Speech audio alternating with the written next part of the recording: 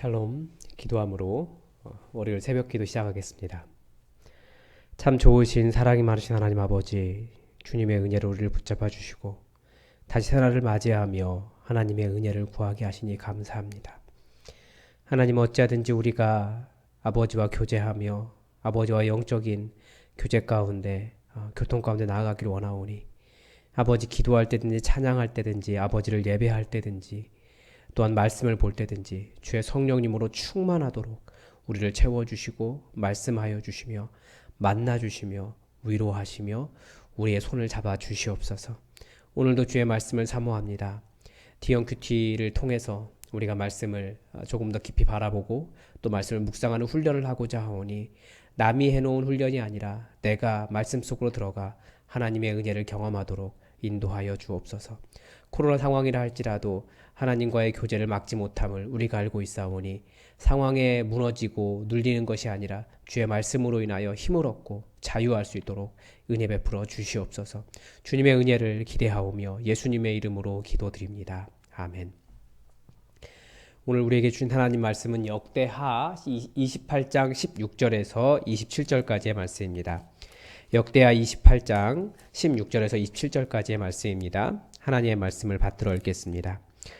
그때 아하스 왕이 아수르 왕에게 사람을 보내어 도와주기를 구하였으니 이는 에돔 사람들이 와서 다시 유다를 치고 그의 백성을 사로잡았음이며 블레셋 사람들도 유다의 평지와 남방 성읍들을 침노하여 베스메스와 아얄론과 그데롯과 소고 및 그 주변 마을들과 딥나 및 그 주변 마을들과 김소 및 그 주변 마을들을 점령하고 거기에 살았으니 이는 이스라엘 왕 아하스가 유다에서 망령되이 행하여 여호와께 크게 범죄하였으므로 여호와께서 유다를 낮추심이라.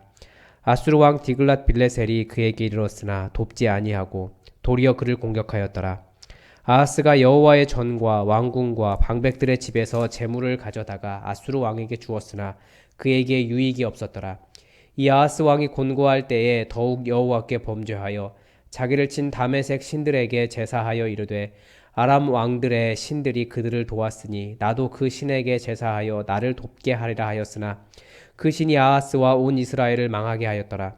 아하스가 하나님의 전의 기구들을 모아 하나님의 전의 기구들을 부수고 또 여호와의 전 문들을 닫고 예루살렘 구성마다 제단을 쌓고 유다 각 성읍에 산당을 세워 다른 신에게 분향하여 그의 조상들의 하나님 여호와를 진노하게 하였더라.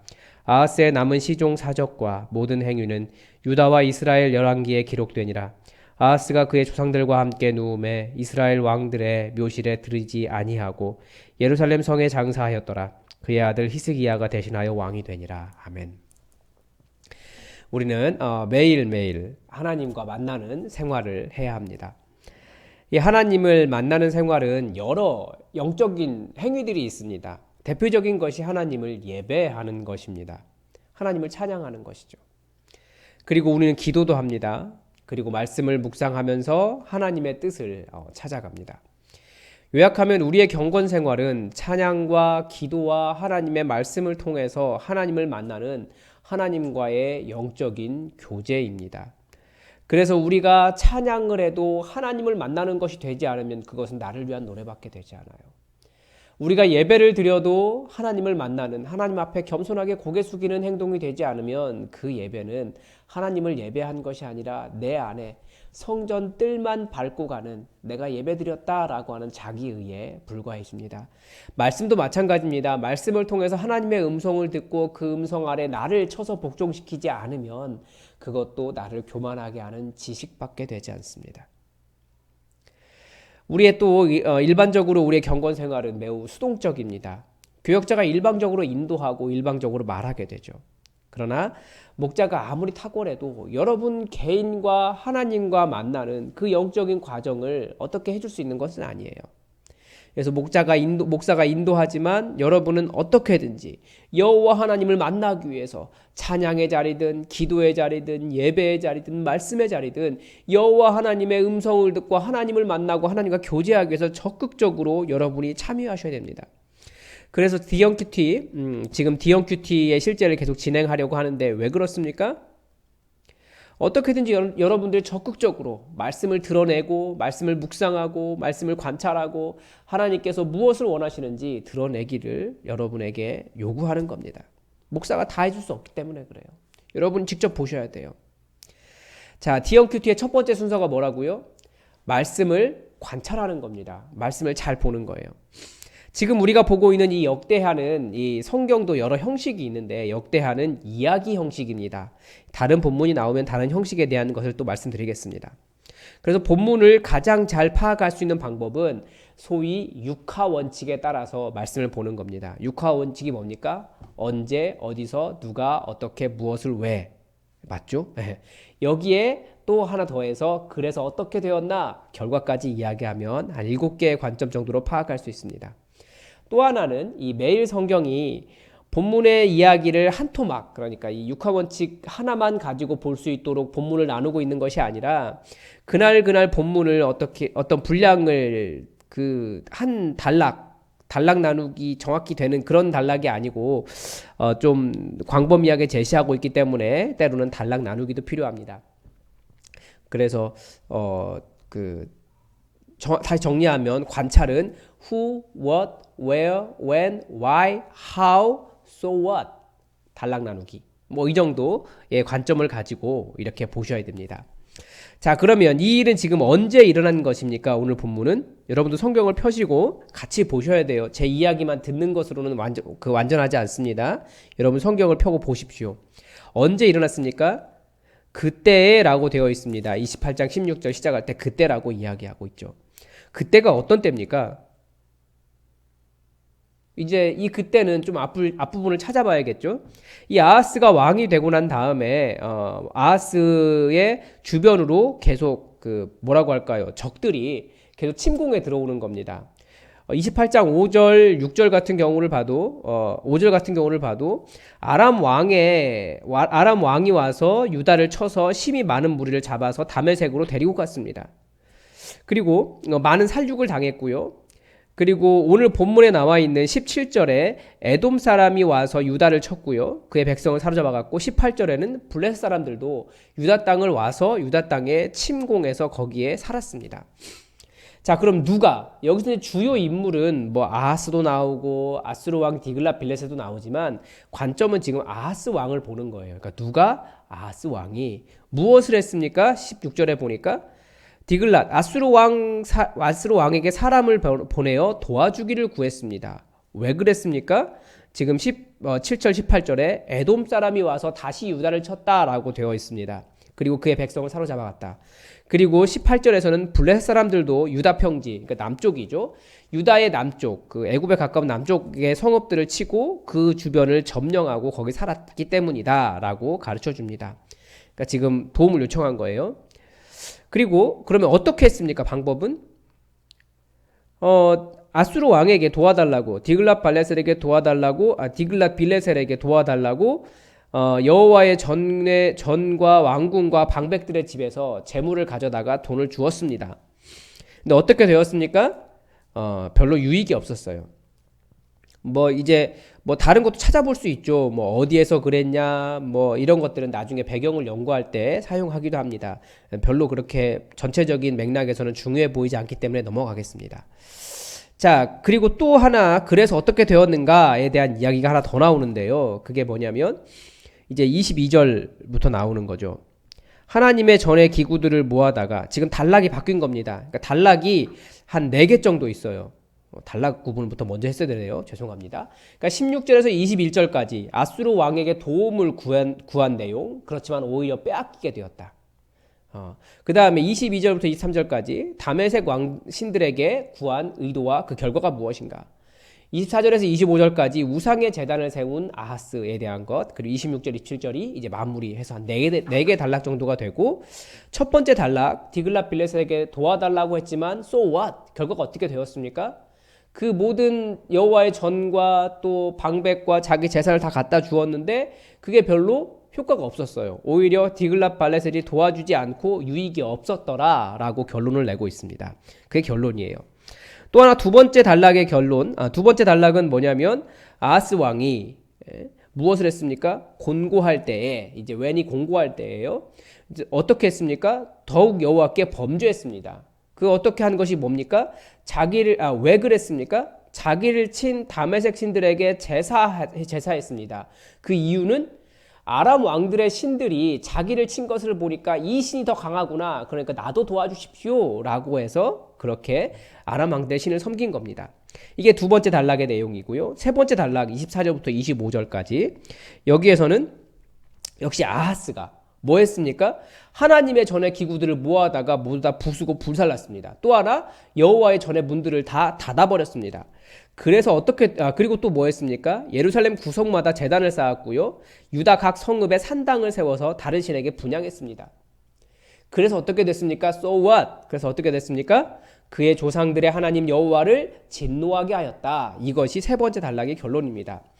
네 번째 단락 26절과 27절은 아하스의 그 마지막 마무리를 하고 있죠. 그러면 이 모든 것을 말씀을 관찰하고 난 다음에 결론적으로 그래서 이 본문이 말하고자 하는 것이 무엇인가 핵심 주제를 한 문장 내지는 간략하게 정리를 할 수 있어야 됩니다. 그것이 뭡니까? 제가 본 것은 뭐냐면 19절 하반절, 21절 하반절, 23절 하반절, 25절 하반절 마지막마다, 그러니까 각 단락의 끝마다 해석이 들어 있습니다. 그러니까 이야기를 설명하는 것이 들어 있고 본문에는 이야기 설명뿐만 아니라 그래서 어쩌다라고 하는 누군가 이 성경을 편집했거나 아니면 모은 그 사람의 메시지가 들어 있어요. 그게 뭡니까? 그렇게 아하스가 열심히 노력했지만 그 신들이 그를 구원해 주지 않았고 그것이 아무 유익이 되지 않았다. 오히려 해로웠다. 이겁니다. 그래서 제가 보기에 이 핵심 주제를 한 문장으로 요약한다면 다른 신을 섬기는 것은 유익이 없다. 이렇게 정리를 했습니다. 이건 본인이 알아서 정리하시는 겁니다. 여러분도 한번 정리를 해보십시오. 자, 관찰을 했으면 그 다음에 뭐라고요? 연구와 묵상입니다. 연구와 묵상은 본문에서 여러분이 질문을 던지는 거예요. 궁금한 것에 대해서. 그리고 답을 찾는 겁니다. 답을 찾는 방법은 뭐라고요? 성경 자체가 첫 번째 답을 찾는 근거예요. 그러니까 문제가 생기면 성경 어느 곳에선가 성경에서 답을 찾는 거예요. 그리고 두 번째는 외부 자료들, 주석이나 다른 사람이 설명해 놓은 것이나 어떤 책들을 찾거나 지리에 관한 것은 지도책을 찾아보고 어떤 설명이 필요하면 그런 것은 찾아보는 겁니다. 그러니까 인터넷이 요즘은 잘 발달되어 있어서 인터넷에 설명이 잘 되어 있습니다. 그리고 또 깊이 묵상하면서 여러분이 깨달은 것을 기록하는 겁니다. 저희 첫 번째 질문은 뭐였냐면 17절에서 에돔이 다시 왔다라고 되어 있는데 언제 오고 다시 온 것인가? 이게 첫 번째 질문이었습니다. 왜냐하면 아마샤 왕 시절에 에돔을 점령을 했었거든요. 그래서 그 이후로 다시 에돔을 공격해 왔다라는 기록이 없습니다. 그래서 열왕기하 16장에 동일 본문이 나오는데 여기는 아예 에돔에 대한 기록이 없어요. 그래서 저는 여기서 추측을 했습니다. 뭐냐면 첫 번째는 또 다른 자료가 있거나, 왜냐하면 여러 자료들이 있거든요. 근데 모두가 다 성경에 들어온 것은 아니기 때문에 또 다른 자료가 있는데 그것을 인용하지 않았거나, 아니면 유다 주변의 모든 나라들에게 공격받는 상황, 위에서 아람이 공격해 왔죠. 아수르 디글랏 빌레셋 공격해 왔죠. 그 다음에 블레셋이 공격해 왔죠. 그러니까 주변에 당연히 에돔도 공격해 왔다라고 하는 에돔의 상황, 그러니까 주변의 모든 나라들에게 공격받은 상황을 묘사하기 위해서 에돔에 대한 자료를 여기에 넣은 것이 아닐까라는 생각을 해봤습니다. 그 다음에 또 하나, 두 번째 질문은 뭐냐면 19절에서 왜 유다왕 아하스를 이스라엘 왕으로 기록하고 있는가입니다. 물론 이것이 한번 앞에서 나온 적이 있습니다. 그래서 다수의 사본에서 성경에 굉장히 많은 사본이 있거든요.